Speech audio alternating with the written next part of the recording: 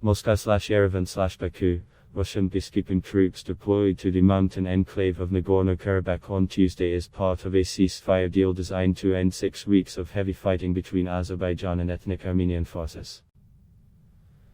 Under the deal, Azerbaijan will keep territorial gains made in the fighting, including the enclave's second city of Shusha, which Armenians call Shushi.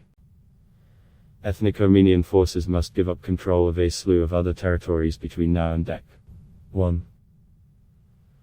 Russian President Vladimir Putin said the arrangement should pave the way for a lasting political settlement of a conflict which has killed thousands, displaced many more, and threatened to plunge the wider region into war. The ceasefire triggered celebrations in Baku, the capital of Azerbaijan, where cars and buses sounded their horns in delight and people cheered and waved the Azeri national flag. But unrest broke out in Yerevan, the capital of Armenia, where crowds stormed and ransacked government buildings overnight, labeling the deal a betrayal.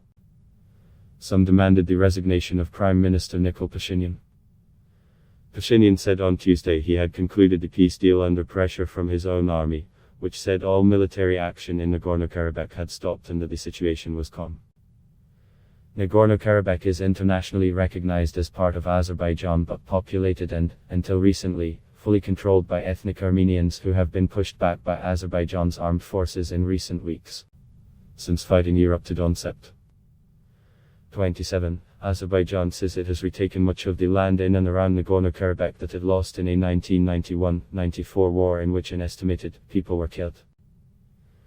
The deal is likely to be seen as a sign that Russia, which has a defense pact with Armenia and a military base there, is still the main arbiter in a region it regards as its own backyard, despite Turkish attempts to muscle in. Russian peacekeepers will stay in place for at least 5 years, expanding Moscow's military footprint in the region. Putin said they would be deployed along the front line in Nagorno-Karabakh and in a corridor between the region and Armenia. Putin envisages lasting settlement. The last of 10 military planes carrying Russian peacekeepers took off on Tuesday, the Russian Defense Ministry said. Almost servicemen, 90 armored personnel carriers, and 380 vehicles and pieces of other hardware are being deployed. Russian state TV broadcast footage of a Russian military column moving from southern Armenia towards Nagorno-Karabakh.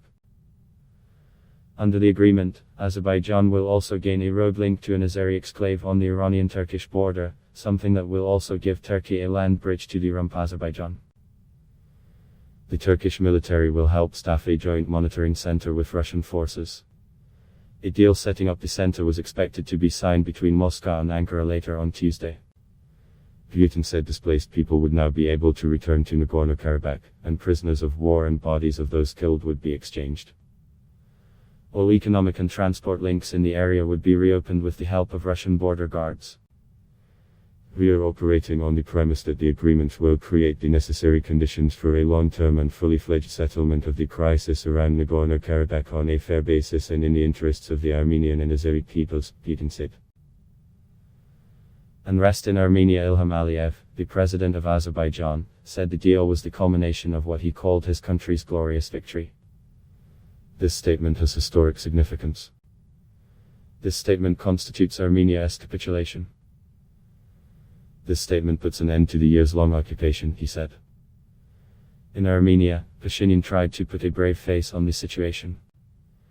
The decision was made based on a deep analysis of the combat situation and in conjunction with the best experts, he said of the deal on social media.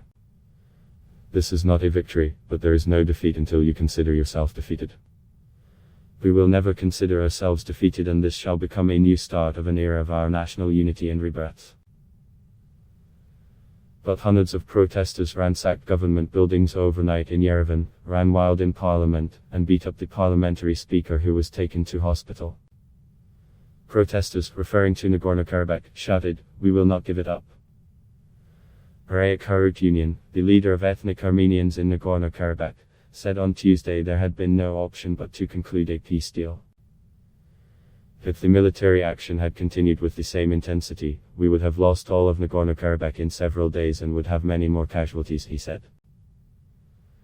17 small political parties demanded Pashinyan resign and a petition was started demanding the agreement be annulled. The deal followed 3 failed ceasefires and relentless advances by Azerbaijan's forces. Baku said on Monday it had seized dozens more settlements in Nagorno-Karabakh, a day after proclaiming victory in the battle for the enclave's strategically positioned second-largest city. The capture of Shusha, or Shushi, appears to have been a turning point.